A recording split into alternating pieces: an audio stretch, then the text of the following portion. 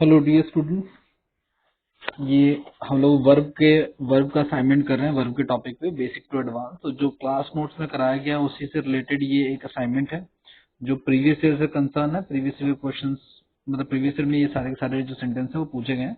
उसका one by one discussion जो है हम लोग शुरू करते हैं। ठीक है। अब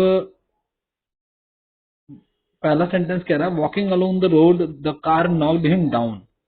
मैंने आप लोगों को बता रखा है कि अगर किसी सेंटेंस की शुरुआत अगर आईएनजी से हो रही है, ठीक है, और उसका डूअर वहां पर नहीं है, मतलब जो वॉक करने वाला पर्सन है वो फर्स्ट पार्ट में नहीं है, और यहाँ पे जस्ट उसके सेकंड उसमें भी नहीं है, सेकंड स्टेटमेंट में भी नहीं है, तो वो जो एरर है वो फर्स्ट स्टेट पार्ट में हो जाता है। ठीक है। और उसका करेक्शन क्या होता है? एक्चुअली देखो, ये तो एरर निकालने का सेंटेंस है तो हम फर्स्ट पार्ट टिक करके आगे बढ़ जाएंगे। लेकिन अगर ये इंप्रूवमेंट का सेंटेंस होता तो हम इसको कैसे इंप्रूव करते? तो हम यहाँ पे इसको कह सकते थे वाइल ही वॉज, क्योंकि देखो इसका ऑब्जेक्टिव केस हिम यूज हुआ है तो यहाँ पे ही का यूज करेंगे, तो वाइल ही वॉज हो जाएगा। Walking along the road the car knocked him down हो जाएगा। अगला दूसरा एग्जाम्पल, सेकंड एग्जाम्पल मैंने क्लास में भी कराया हुआ है। सेकंड एग्जाम्पल कहता है क्या? कह रहा है कि having done my homework my mother allowed me to go outside. यहाँ पे भी सेंटेंस की शुरुआत आईएनजी से हो रही है, और जो होमवर्क करने वाला जो पर्सन है, होमवर्क देखो मदर ने तो किया नहीं है तो इसका ये सा डूअर नहीं है, एक्चुअली इसका सब्जेक्ट नहीं है। तो जिसने ये होमवर्क किया है और किसने किया है, मी ने किया है, तो इसका सब्जेक्टिव फॉर्म क्या होगा? आई होगा। तो हम यहाँ पे आई का यूज करें तो मैं यहाँ पे कहूंगा as I have done my homework, ठीक है, my mother allowed me to go out and play. ये सेकंड का आंसर हो जाएगा, ये भी फर्स्ट पार्ट में एरर लाएगा। थर्ड क्वेश्चन भी मैंने क्लास नोट्स में करा रखा है। कह रहा है कि बीइंग अ रेनी डे, तो रेनी डे के लिए भी हम यहाँ पे एक सब्जेक्ट इट का यूज करेंगे। इट एक एम्प्टी सब्जेक्ट होता है, ठीक है, और ये डे वगैरह के लिए आ सकता है इस तरीके से।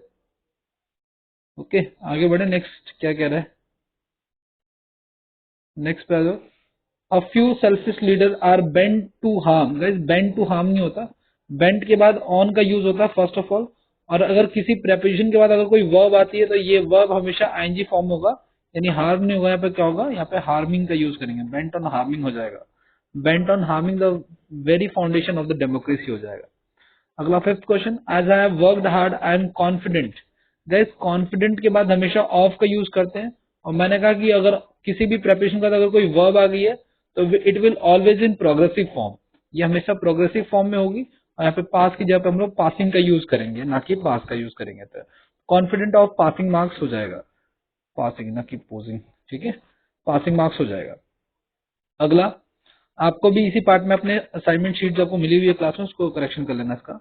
अगला, we went to that place with a view to helping the earthquake. Guys, मैंने आप लोगों को बताया था कि टू एक ऐसा प्रेपरेशन है, इसके बाद दो तीन बातें हो जाती हैं। टू के बाद वी वन भी आता है, आईएनजी भी आता है, वी थ्री भी आता है, ठीक है।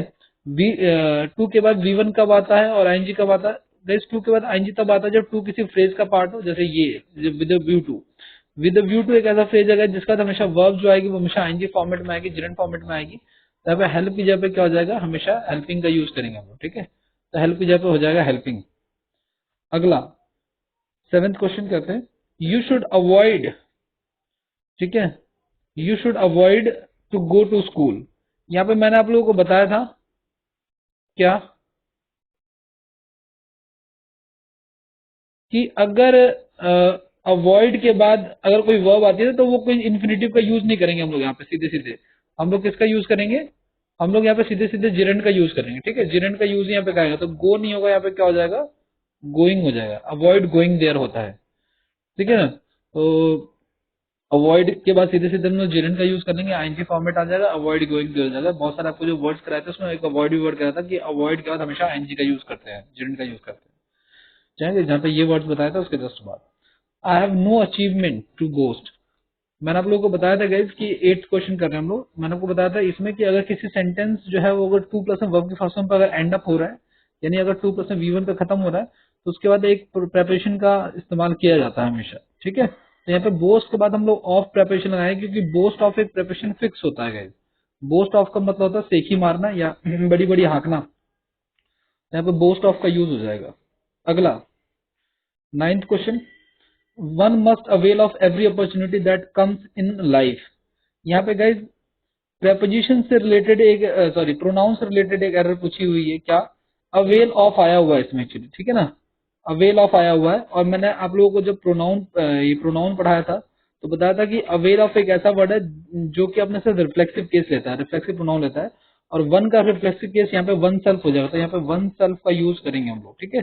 वीडियो की क्वालिटी अगर लो दिख रही हो तो आप ब्लर दिख रहा हो तो आप इसकी क्वालिटी को हाई कर लेना, एडवांस क्वालिटी में इंप्रूव करके, ऊपर जो राइट साइड में ऊपर कॉर्नर में जो सेटिंग है उसमें जा करके। अगला 10th question, have the letter send by someone who is trustworthy, ठीक है। हैव द लेटर सेंड, जैसे आपने पढ़ा है और आगे भी पढ़ोगे, आपको बताऊं कि हैव के बाद जो है ना हमेशा V3 का यूज करते हैं, तो हैव के बाद हमेशा V3 आता है, और सेंड की सेकंड थर्ड फॉर्म जो होती है वो सेंट होती है, ठीक है। तो सेंड का यूज करेंगे, V3 का यूज होगा नॉर्मली, ठीक है ना। हैव के बाद थर्ड फॉर्म आता है, बेसिक सी चीज है ये कि हैज हैव हैड के बाद हमेशा थर्ड फॉर्म आता है।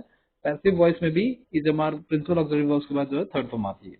अगला, would you please order for T and biscuits for all of us. Guys 11th question जो है, कभी भी ना देर आर सम वर्ड जिनके बाद ना कभी कोई प्रेपरेशन का यूज नहीं किया जा सकता, जैसे ऑर्डर हो गया, ठीक है, डिस्कस हो गया, ठीक है, अटैक हो गया, इंडिया अटैक्ड ऑन पाकिस्तान नहीं होगा, इंडिया अटैक पाकिस्तान होगा, एंटर हो गया, ठीक है, और भी कुछ एक्सेट्रा कुछ और भी वर्ड्स हैं, ठीक है। इनके बाद हमेशा कभी भी प्रेपरेशन का यूज नहीं करते, ये प्रेपरेशन का टॉपिक है, प्रेपरेशन में आपको मैं बताऊंगा आगे, ठीक है। लेकिन फिलहाल आप जान लो कि कुछ वैसे वर्ड है जिनके बाद जो है प्रेपरेशन नहीं आता, तो यहाँ पे फॉर का यूज हम नहीं करेंगे। Everyone considered him as a brave man, guys considered के बाद भी एज का यूज नहीं किया जाता, ठीक है।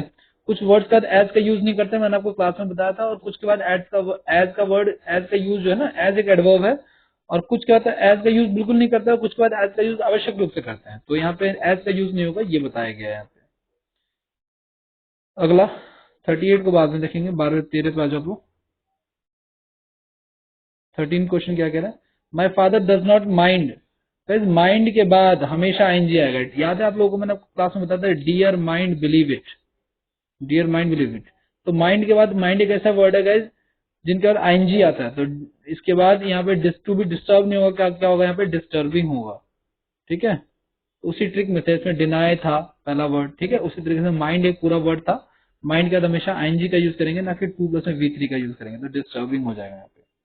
14, perhaps you do not know I am having a car and a jeep, ठीक है गाइज, हैविंग का मतलब खाना का सेंस में होता है, अगर आपके पास एक कार है और एक जीप है तो उसके लिए आप सिंपल सिंपल हैव का यूज करोगे, I have a car and a jeep. Question number 14 के बी पार्ट में आ रहा था। 15 में, आई होप आप लोगों ने शीट पहले एक बार ट्राई जरूर की होगी, उसके बाद इसको अटेम्प्ट करोगे। Question number 15, the lawyer asked me if it worth taking, guys worth to take नहीं, वर्थ के बाद हमेशा आईएनजी का यूज करते हैं हम लोग, वर्थ टेकिंग, वर्थ डूइंग, इस तरीके से यूज होता है ये, तो हमेशा आईएनजी का यूज करेंगे हम लोग, यहाँ पे वर्थ टेकिंग हो जाएगा, worth taking the model to the court. अगले नेक्स्ट की तरफ बढ़ते हैं हम लोग। I bade I bade him to submit all the important document before he left the job. Question number 16 में, दिस बेड के बाद ना कभी भी हमेशा बिड की सेकंड फॉर्म बेड होती है, ठीक है ना, मैंने आपको बिड वर्ड लिखवाया था, ठीक है। इनके बाद क्या होता है, सीधे इन्फिनेटिव का यूज करते हैं, मतलब सीधे खाली खाली वर्ब की सेकंड फॉर्म फर्स्ट फॉर्म का यूज करते हैं। अब बिड की सेकंड फॉर्म बेड है, तो यहाँ पे भी हम इन्फिनेटिव का यूज करेंगे, तो ये टू नहीं आएगा, बेयर मतलब कि सॉरी बेयर इन्फिनेटिव आएगा, खाली वर्ब की फर्स्ट फॉर्म आएगी, ठीक है। इसको वर्ब की फर्स्ट फॉर्म को बेयर इन्फिनेटिव भी कहा जाता है, ठीक है, इन्फिनेटिव नहीं आएगा। He thinks himself as a great scholar, यहाँ पे भी गई थिंक वर्ड का कभी भी एज एडवर्ब का यूज हम लोग बिल्कुल नहीं करते हैं, तो एज का यूज हम लोग नहीं करते हैं। एज एक एडवर्ब है जो कुछ वर्ड्स के बाद बिल्कुल भी यूज नहीं होता, कुछ के बाद जरूरी हो जाता है यूज करना इसका, वो दोनों मैंने क्लास में आपको दिखवा दिए हैं। क्लास नोट्स पढ़ के आए होंगे आई होप सो, और एक बार असाइनमेंट को खुद से अटेम्प्ट करके आप लोग आए होंगे, ये मैं मान के चल रहा हूँ, इसलिए मैं रुक नहीं रहा हूँ ना आप लोगों से पूछा, मैं सीधे सीधे इसका आंसर स्टूडेंट डिस्कस कर रहा हूँ आप लोगों के साथ, ठीक है। All the candidates will give a test on Friday, मैंने आप लोगों को पढ़ाया था गाइज, एक होता है टेक और एक होता है गिव, ठीक है, ध्यान से सुनना आप लोग, इसको दोबारा लिख देता हूं मैं, एक होता है टेक और एक होता है, इसको जूम कर दूं, यहाँ लिख देता हूं मैं, एक होता है टेक और एक होता है गिव, ध्यान से सुनना आप लोग। टेक का मतलब होता है लेना और गिव का मतलब होता है देना, लेकिन जब कभी भी सेल्फ इवेल्युएशन की बात हो रही होगी, ठीक है, मतलब कोई ऐसी चीज आप कर रहे होंगे कि आप खुद से टेस्ट दे रहे हैं, खुद से इंटरव्यू दे रहे हैं, तो इनके मतलब उल्टे हो जाते हैं। यानी अगर आप टेस्ट दे रहे हैं तो आप कहोगे I will give a test, ठीक है, sorry I will take a test कहोगे आप, टेस्ट उल्टा हो जाएगा ना इसका मतलब, देना हो जाएगा, ठीक है, जब कभी आप टेस्ट दोगे तो उल्टा हो जाएगा इसका मतलब। तो अगर आप टेस्ट दे रहे हो तो आप ये नहीं, I am giving a test, I am taking a test हो जाएगा, मैं टेस्ट दे रहा हूँ, ठीक है, इस तरीके से सेल्फ इवैल्यूएशन में उल्टे हो जाते हैं इनका मतलब। तो उसी प्रकार से यहाँ पे जो ये कह रहा है आपका question number 19, sorry question number 18 क्या कह रहा है कि all the candidates will give a test नहीं होगा, यहाँ पे क्या होगा, टेस्ट दे रहे हैं ना तो यहाँ पे टेक हो जाएगा, टेक का मतलब क्या हो जाता है, देना, उल्टा हो जाता है, क्यों, क्योंकि टेस्ट देना, इंटरव्यू देना, ये सब सेल्फ, इनको सेल्फ इवैल्यूएशन बोलते हैं, सेल्फ इवैल्यूएशन में ये सब चीजें रिवर्स मीनिंग की हो जाती हैं। मिसेस दोराई, क्वेश्चन नंबर 19 पे आते हैं, Mrs Dorai would rather spend a quiet evening than attending a party, ठीक है, क्वेश्चन नंबर 19 में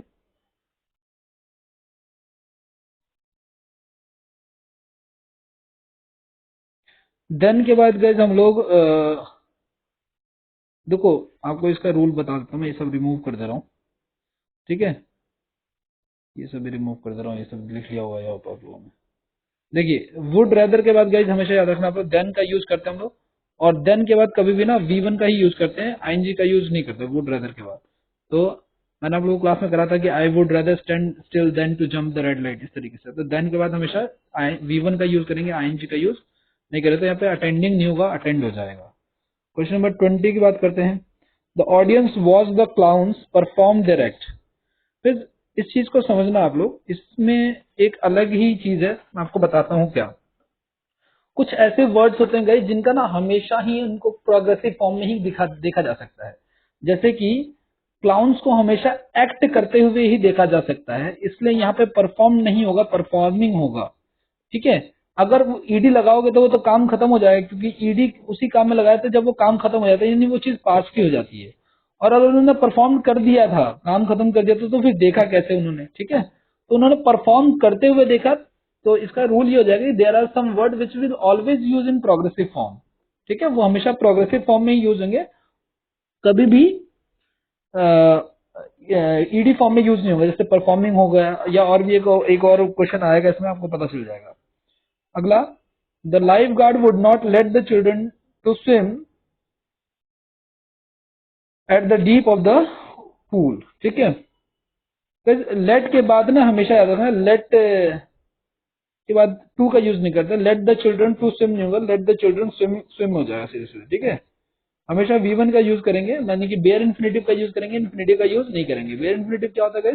बेयर इन्फिनेटिव होता है आपका जहाँ पे V1 आता है, और इन्फिनेटिव होता है जहाँ पे 2+V1 आता है। अगला, he denied to help me, भाई डिनाइड के बाद सीधे सीधे आईएनजी का यूज करते हैं हम लोग, तो हेल्प नहीं होगा, क्या हो जाएगा यहाँ पे, हेल्पिंग हो जाएगा। अच्छा, अगला कह रहा है walking along the road, walking along the bank of the river, bank का तो किनारा होता है, walking along the bank of the river the road began to rise, ठीक है ना। तो मैंने कहा था किसी सेंटेंस की शुरुआत अगर आईएनजी से हो रही है और उसका डूअर वहां पर नहीं है, वॉक कौन कर रहा है, वो तो नदी तो करेगी नहीं वॉक, ठीक है, रोड तो करेगा नहीं वॉक, ठीक है। तो ये ए पार्ट में ही एरर हो जाएगा पहली बात तो। और यहाँ पे कुछ भी लिख सकते हो, एज ही वॉज कर सकते हो, एज आई वॉज कर सकते हो, क्यों, क्योंकि यहाँ पे कोई और सब्जेक्ट भी नहीं दे रखा है, आई माई मी कुछ भी ऐसा जिससे पता चल सके, ठीक है। तो आप कुछ भी as he was, as I was walking along the road, कुछ भी यहाँ पे सब्जेक्ट के रूप में डाला जा सकता है। एरर की बात करें तो ए पार्ट में एरर हो जाएगा। अगला, it is time you decide, it is time लिखा हो, इट इज हाई टाइम लिखा हो, इट इज राइट टाइम लिखा हो, इट इज टाइम लिखा हो, ठीक है, इट इज हाई टाइम लिखा हुआ हो, या इट इज राइट टाइम, इनके बाद हमेशा वर्ब की सेकंड फॉर्म का प्रयोग किया जाता है, ठीक है। तो यहाँ पे डिसाइड की जगह पे क्या हो जाएगा, डिसाइडेड हो जाएगा, ठीक है, डिसाइड की जगह पे क्या हो जाएगा, डिसाइडेड हो जाएगा। अगला 25 नंबर क्या कह रहा है, I was feeling sleepy, I asked for a steam cup of T. Guys यही वो क्वेश्चन है जो मैं कहना चाह रहा था कि कुछ काम को हमेशा प्रोग्रेसिव फॉर्म में ही किया जाता है। अगर आपको ऐसा चाय मिले जिसमें से भाप निकल चुकी है, स्टीम्ड का मतलब क्या हो गया, काम खत्म हो गया, ईडी लग गया तो काम खत्म हो गया, यानी कि वर्ब की सेकंड फॉर्म आ गई तो काम खत्म हो गया। तो भाई अगर चाय से भाप निकल गई है तो चाय तो ठंडी हो गई है, लेकिन हमें चाय तो हमेशा गर्म ही चाहिए होती है, इसलिए हमें भाप निकलती हुई चाय चाहिए, इसलिए हम यहाँ पे करेंगे स्टीमिंग कप ऑफ टी कर देंगे यहाँ पे, यानी आईएनजी कप यूज करेंगे। तो जैसे परफॉर्म वाला वर्ड हमने ऊपर देखा था, परफॉर्मिंग देयर एक्ट वाला, वैसे ये वाला भी हो जाएगा, स्टीमिंग कप ऑफ टी हो जाएगा। अगला 26, आई रिमेम्बर मीटिंग हिम हो जाएगा, रिमेम्बर के बाद आईएनजी का यूज करेंगे, आई रिमेम्बर मीटिंग हिम हो जाएगा, यहाँ पे भी आईएनजी का यूज करेंगे।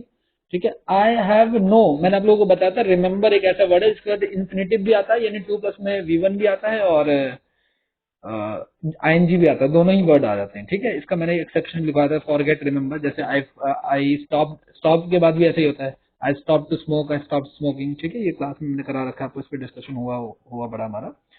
अगला 27 नंबर पे आते हैं। 27 क्या कह रहा है आपका, आई have always and will always, ये बहुत इंपॉर्टेंट है, पेपर से कंसर्न है काफी ज्यादा, इस पे ध्यान देने की जरूरत है, इन सबको हटा रहा हूं मैं। देखो क्या कह रहा है, कह रहा है आई have always and will always be. अब देखो guys, मैंने कहा था ना एंड से अगर दो वर्ब जुड़ी हुई, देखो यहाँ पे तो विल आया हुआ है और यहाँ पे क्या आया हुआ है। अब विल तो कहता है कि मेरे बाद वर्ग की फर्स्ट फॉर्म आएगी, तो बी लगा दिया उन्होंने, कोई दिक्कत नहीं है, लेकिन हैव कहता है मेरे बाद थर्ड फॉर्म आएगी, और इस बेचारे को इसका थर्ड फॉर्म दिया नहीं, तो यहाँ पे हम इसका थर्ड फॉर्म देंगे तो क्या होगा, आई हैव ऑलवेज बीन हो जाएगा यहाँ पे। क्यों, क्योंकि जो ये V1 है उसी का थर्ड फॉर्म यहाँ पे यूज करेंगे हम लोग, तो I have always been and always be faithful to you हो जाएगा, तो ए पार्ट में एरर हो जाएगा। अगर मान लीजिए यहाँ पे इज होता तो यहाँ पे बीइंग हो जाता।